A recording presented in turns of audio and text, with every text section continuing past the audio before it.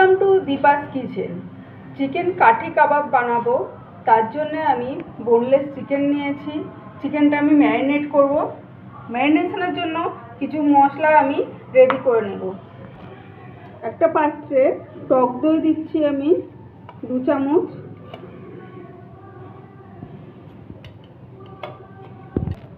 হলুদ গুঁড়ো দিচ্ছি 1/2 টিস্পুন, গুঁড়ো লঙ্কা দিচ্ছি 1/2 টিস্পুন, গোলমরিচ গুঁড়ো 1/2 টিস্পুন, নুন দেব স্বাদ মতো, তন্দুরি মশলা দেব 1 চামচ, আদা রসুন কাঁচা লঙ্কা একসাথে বাটা দিচ্ছি 2 চামচ। আমার এখানে 500 গ্রাম চিকেন আছে। লেবুর রস দিচ্ছি 1 চামচ, চিনি দিচ্ছি সামান্য, সাদা তেল 1 চামচ মতো সাদা তেল দিলাম। এবার আমি মিশ্রণটা ভালো করে মিশিয়ে নেব। পিসেসগুলো আমি ম্যারিনেশন মশলার মধ্যে দিয়ে দিচ্ছি। ভালো করে চিকেনটা আমি মিশিয়ে নেব। চিকেনটা ম্যারিনেট করে এইভাবে আমি 7-8 ঘন্টা রেখে দেবো। যতক্ষণ রাখতে পারা যায় তত ভালো, কমপক্ষে 1 ঘন্টা তো রাখতেই হবে। দেখুন বন্ধুরা, আমার ম্যারিনেশন হয়ে গেছে। এবার আমি এই ম্যারিনেশনের মধ্যে কিছু পেঁয়াজ আর ক্যাপসিকাম কেটে রেখেছি, এগুলো দিয়ে দেব। এবার এই মশলার সাথে আমি ভালো করে এগুলো মিশিয়ে নেব। ভালো করে আমার মেশানো হয়ে গেছে। এবার আমি একে একে কাঠির মধ্যে গেঁথে নেব।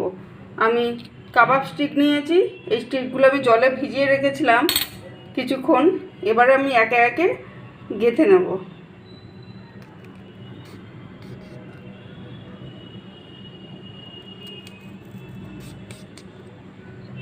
ক্যাপসিকাম, পেঁয়াজ, আবার চিকেন, আবার পেঁয়াজ,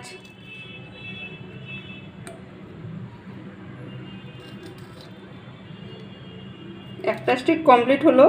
এইভাবে আমি বাকি স্টিকগুলো বানিয়ে নিচ্ছি। গ্যাস জ্বালিয়ে নিলাম আমি। স্টিকগুলো রেডি হয়ে গেছে। এবার আমি তেল দেবো সামান্য।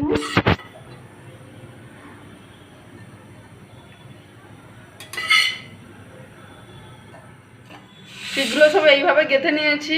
এবার আমি একটা একটা করে দিয়ে সেঁকে নেব। তেলটা গরম হয়ে গেছে। এবার আমি একটা একটা করে স্টিক ফ্রাইং প্যানে দিয়ে দিচ্ছি, রান্না হতে দেবো।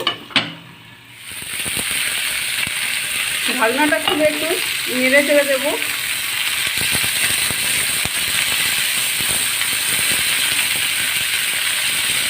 গ্যাসটা একবার লো করে দিলাম, দিয়ে আর একটু কুক হতে দেবো। ঢাকনাটা খুললাম। দেখুন আমার কাঠি কাবাব রেডি হয়ে গেছে। এবার আমি এগুলোকে তুলে নেব। বাদ বাকি স্টিকগুলো আমি এইভাবে তৈরি করে নেব। কাঠি কাবাব রেডি হয়ে গেছে। এর উপর দিয়ে আমি সামান্য একটু লেবুর রস ছড়িয়ে দিচ্ছি।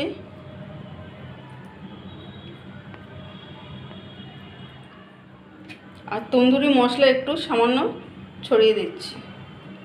তো রেডি হয়ে গেছে আমাদের স্মোকি কাঠি কাবাব। তাহলে রেস্টুরেন্টের স্বাদ বাড়িতে পেতে বানিয়ে ফেলুন চটপট।